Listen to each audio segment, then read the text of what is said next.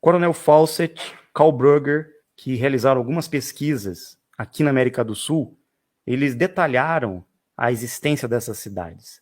E eles sabiam também que existia um grande caminho que cruzava toda a América do Sul, uma estrada que levava para essa cidade. E essa estrada ficou conhecida como o Caminho de Peabiru. Nós encontramos evidências que o Caminho de Peabiru fazia conexão total com Ratanabá. E não era só aqui, no Brasil, na América do Sul, não. Legal, está mostrando o livro de Karl Brugger, A Crônica de Acacor.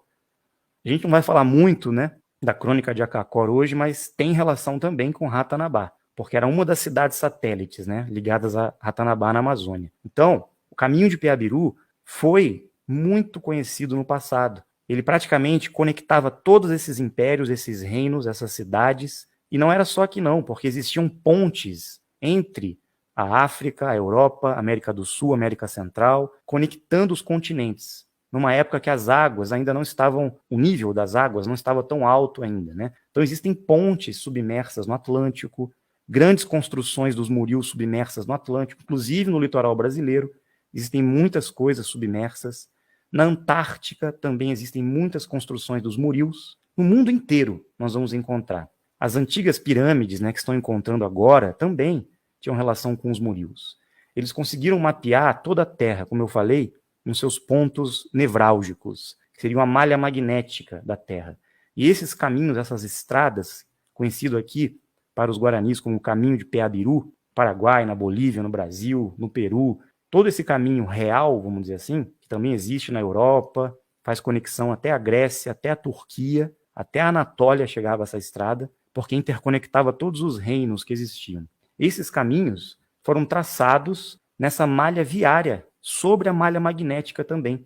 Nada é por acaso. E os murios, eles tinham uma tecnologia muito superior, muito avançada. A gente nem consegue entender como é que um povo tão antigo era tão evoluído tecnologicamente. Quando a gente fala de Lemúria, por exemplo, Lemúria, são descendentes dos murios, já é um povo muito mais posteriormente, né? E os atlantes também, são civilizações que estavam vindo posteriormente aos murios. O Caminho de Peabiru, ele é muito importante, porque ele conecta as bases dos murios, os pontos principais onde eles estavam estabelecidos, e levam não para Machu Picchu, como muitos dizem, né? Para as montanhas do povo Inca, onde existia um povo sagrado, um conhecimento que era velado nas montanhas dos Andes. Mas não, era para Ratanabá, era para a Amazônia, na verdade. Da Amazônia que conduzia para os Andes, fazendo conexão depois para a América Central. Então a coisa estava centralizada aqui na Amazônia. O Caminho de Peabiru, como algumas pessoas conhecem hoje, né? Supostamente ele inicia no litoral brasileiro. Mas como é que um caminho começa no litoral brasileiro, em alguns pontos, né? Na verdade, ele tinha várias ramificações, várias passagens, né? Não só sobre o continente, mas em túneis subterrâneos também, fazendo essa malha viária, acompanhando esse caminho. E não é só esse caminho que foi mapeado, existiam outras estradas, várias ramificações do Caminho de Peabiru. E isso a gente está pesquisando também profundamente, porque o Caminho de Peabiru é a chave para a gente encontrar as cidades perdidas aqui no Brasil, principalmente na Amazônia. Então é muito importante a gente entender o Caminho de Peabiru. Nós realizamos algumas pesquisas e fomos encontrando durante esse caminho várias evidências de povos antigos. Por exemplo, nessas pedras, né? Tudo aqui no Brasil, principalmente lá na região de Rondônia e Mato Grosso. Inclusive, alguns desenhos e símbolos também estão lá na Pedra do Ingá. Tem muitos símbolos parecidos nesses locais que a gente encontrou, principalmente o símbolo da espiral, né?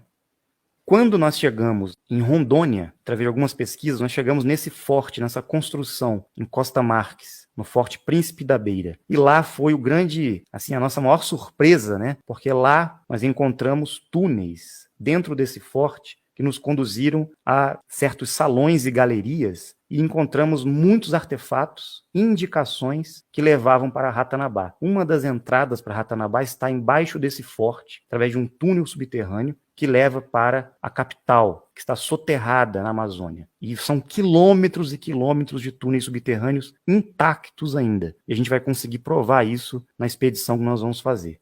Aqui uma imagem do túnel, né, que nós encontramos. Isso tudo subterrâneo, tá, gente? Esse foi um dos artefatos que nós Uai, seu app de vídeos curtos.